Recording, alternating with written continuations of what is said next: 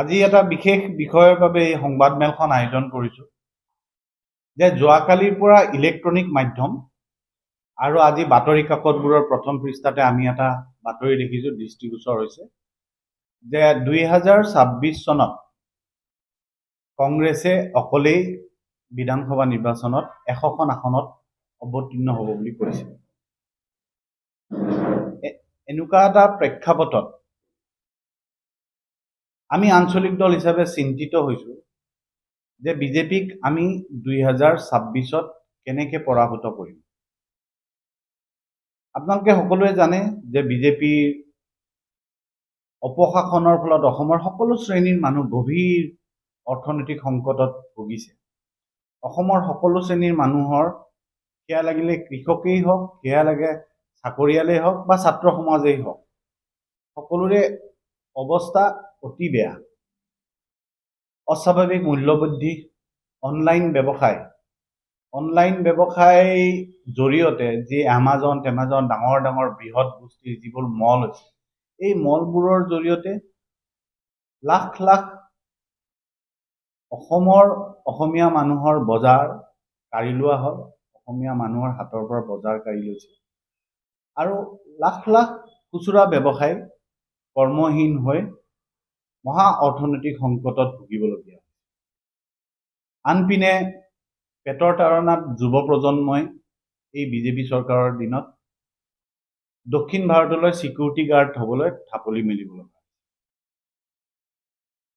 এনেকুৱা এটা প্ৰেক্ষাপটত বিজেপিৰ যিটো অপশাসন, এই অপশাসনৰ বিৰুদ্ধে আজি আমি সকলোৱে ঐক্যবদ্ধ হোৱাৰ সময় সমাগত। আপোনালোকে জানে যে স্বাধীনতাৰ পিছত প্ৰথমবাৰৰ বাবে DA এলাউন্স ডিয়াৰনেছ এলাউন্স, চৰকাৰী যিটো এলাউন্স দিয়ে, সেই এলাউন্সটো 4টা কৃষ্টিত দিব লগা হয়। এই বিজেপি চৰকাৰখনে নিজৰ ৰাজনৈতিক মুনাফাৰ কাৰণে বিভিন্ন জনগোষ্ঠী, ধৰ্মাৱলম্বী লোকৰ মাজত যি সামাজিক, ৰাজনৈতিক আৰু অৰ্থনৈতিক ক্ষেত্ৰখনত সংকট নমাই আনিছে, সেইবাবে অসমৰ মানুহে এই বিজেপি চৰকাৰৰ পৰা সঁচা অৰ্থত পৰিত্ৰাণ বিচাৰিছে। ব্যৱসায়িক ক্ষেত্ৰত হওক, অৰ্থনৈতিক ক্ষেত্ৰত যি সংকটময় অৱস্থা নামি পৰিছে, ইয়াৰ পৰা সঁচা অৰ্থত অসমৰ জনগণে পৰিত্ৰাণ বিচাৰে। কিন্তু দুৰ্ভাগ্যৰ বিষয় যে যোৱা লোকসভা নিৰ্বাচনত আপোনালোকে সকলোৱে জানে যে আমি বিৰোধী ঐক্যবদ্ধভাৱে লোকসভা নিৰ্বাচনত অৱতীৰ্ণ হৈছোঁ আৰু এই ঐক্যবদ্ধভাৱে লোকসভা নিৰ্বাচনত অৱতীৰ্ণ হোৱাৰ ফলত আমি কেইখনমান আসন জয়লাভ কৰিবলৈ সক্ষম হৈছোঁ। কিন্তু ইয়াৰ পিছত আজি কংগ্ৰেছে এই যি অলপ আমি যি সফলতা অৰ্জন কৰিছিলোঁ, ইয়াতে অতি বেছি উৎসাহী হৈ ভোটবোৰে নচা আৰম্ভ, অতি দুৰ্ভাগ্যজনক। আজি আপোনালোকে জানে যে কংগ্ৰেছ দলে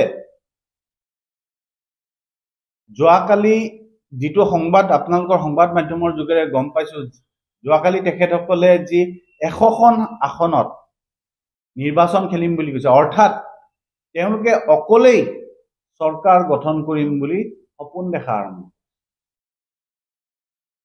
আজি যিটো সিদ্ধান্ত, আজি এই বিজেপিৰ যি অপশাসন, এই বিজেপিৰ অপশাসনৰ পৰা পৰিত্ৰাণ পাবৰ কাৰণে অসমৰ লাখ লাখ কোটি কোটি জনগণে যি আশা কৰিছিল, মনে প্ৰাণে কি বিচাৰিছিল যে বিৰোধী ঐক্যবদ্ধ হওক। কিন্তু দুৰ্ভাগ্যৰ বিষয় যে কংগ্ৰেছে আজি যিটো সিদ্ধান্ত 100খন আসনত খেলিম বুলি কৈছে, সেই সিদ্ধান্তটো বিৰোধীৰ মঞ্চত ঐক্যবদ্ধভাৱে সমিল মিলে হ'ব লাগিছিল, কিন্তু সেইটো হ'ব নাপালে। আজি তেওঁলোকে একপক্ষীয়ভাৱে এই সিদ্ধান্ত ল'লে। আজি একপক্ষীয়ভাৱে তেখেতসকলে কেনেকৈ এটা সিদ্ধান্ত ল'ব পাৰে? আজি 16টা ৰাজনৈতিক দলক তেওঁলোকে কৈছে যে 26খন আসন এৰি দিম। 16টা দলক 26খন আসন এৰি দিম, ইয়াৰ অৰ্থটো কি? যে কংগ্ৰেছে অকলে 100খন আসনত নিৰ্বাচন খেলি তেওঁলোকে অকলে চৰকাৰ কৰাৰ সপোন দেখে। আমি মনে প্ৰাণে ভাবোঁ যে কংগ্ৰেছে হয় নিৰ্বাচন খেলিব লাগে যে এবছলুট মেজৰিটি পাবৰ কাৰণে যিমান কেইখন আসন লাগে সিমান কেইখন আসন বা তাতকৈ অলপ অধিক আসনত তেওঁলোকে নিৰ্বাচনত অৱতীৰ্ণ হওক, আধা সিটত 126খনৰ আধা সিটত অৱতীৰ্ণ হওক। কিন্তু বাকী সকলোৱে ঐক্যবদ্ধ, সকলো ৰাজনৈতিক দল ঐক্যবদ্ধ হৈ বাকীবোৰ আসনত নিৰ্বাচনত পৰিণত হওক। এয়া প্ৰশ্ন ৰাইজৰ দলৰ নহয়। আজি আপোনালোকে এটা কথা মনত ৰাখিব যে আমি এই সংবাদমেলৰ পৰাই এটা কথা প্ৰশ্ন কৰিব বিচাৰো অসমৰ জনগণক, যে আজিৰ প্ৰেক্ষাপটত সাম্প্ৰতিক সময়ত কংগ্ৰেছ অকলে নিৰ্বাচনত অৱতীৰ্ণ হ'বলৈ সামৰ্থ্যৱান হয়নে? কংগ্ৰেছে যদি ভাবিছে নেকি যে 2001 চনৰ যি প্ৰেক্ষাপট আছিল সেই একে প্ৰেক্ষাপট আজি আছে? আজি প্ৰবল প্ৰতিষ্ঠান বিৰোধী ঢৌ চৰকাৰ শাসকীয় দলটোৰ বিৰুদ্ধে থকাৰ পিছতো আজি আমি 5খন আসনত উপ নিৰ্বাচনত পৰাভূত হল। প্ৰেক্ষাপটত কংগ্ৰেছে আজি অকলে 100খন আসনত খেলিম বুলি কেনেকৈ সিদ্ধান্ত ল'ব পাৰে? অতি দুৰ্ভাগ্যৰ কথা। আপোনালোকে সকলোৱে জানে যে কংগ্ৰেছ দলটোৰ 2021 চনত 29খন আসনত জয়লাভ কৰিছিল। ইতিমধ্যে তেওঁলোকৰ 7জন বিধায়ক বিজেপিলৈকে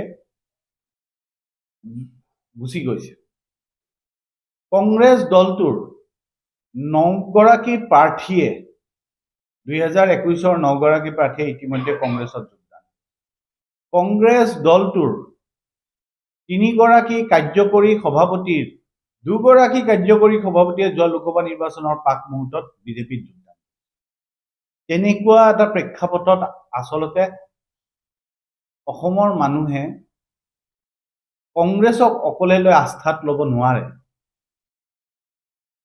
আজি এতিয়াও যি বৰ্তমান কংগ্ৰেছত যিসকল নেতা আছে তাৰে কিছু সংখ্যক নেতা এতিয়াও দুদুল্যমান অৱস্থাত আছে যে তেওঁলোকে কংগ্ৰেছতে থাকিব নে বিজেপিতে থাকিব। আৰু সেইকাৰণে আজি এই বিৰোধী ঐক্যটোৰ প্ৰয়োজন আছিল এই আস্থা ঘূৰাই আনিবৰ কাৰণে, এই বিশ্বাস ঘূৰাই আনিবৰ কাৰণে।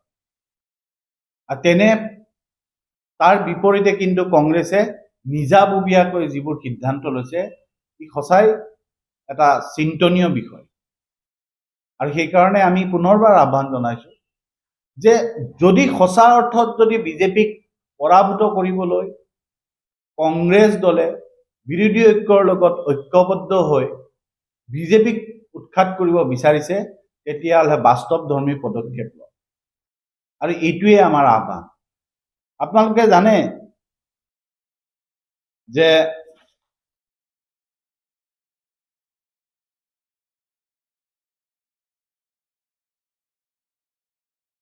কথা কৈছো যে যোৱা বিধানসভা নিৰ্বাচনত কেইবাটাও বিধানসভা নিৰ্বাচন বিহাৰত 70খন আসনত খেলি 19খন আসনত কংগ্ৰেছ দলে মাত্ৰ 19খন আসনত জয়লাভ কৰিছে।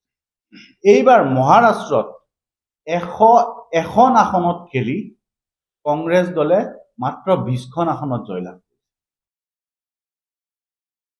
কিন্তু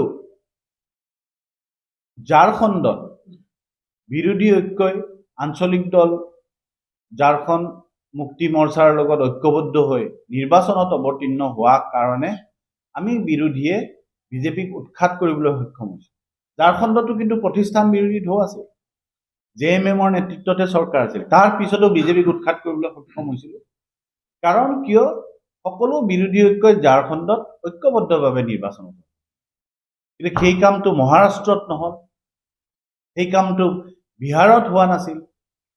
বিহাৰত জোৰ কৰি কংগ্ৰেছে 70খন আসনত নিৰ্বাচনত অৱতীৰ্ণ হৈছিল। সেইকাৰণে মাত্ৰ 19খন আসনত জয়লাভ কৰিছিল। এইবাৰ হাৰিয়ানাত যি প্ৰবল প্ৰতিষ্ঠান বিৰোধী ঢৌ থকাৰ পিছত কিন্তু আমি দেখিবলৈ পাইছিলো যে কংগ্ৰেছে নিৰ্বাচনত পৰাজিত। যিকোনো খবৰৰ বাবে যোগাযোগ কৰক 7099017330 লগতে 7099017110 নম্বৰত।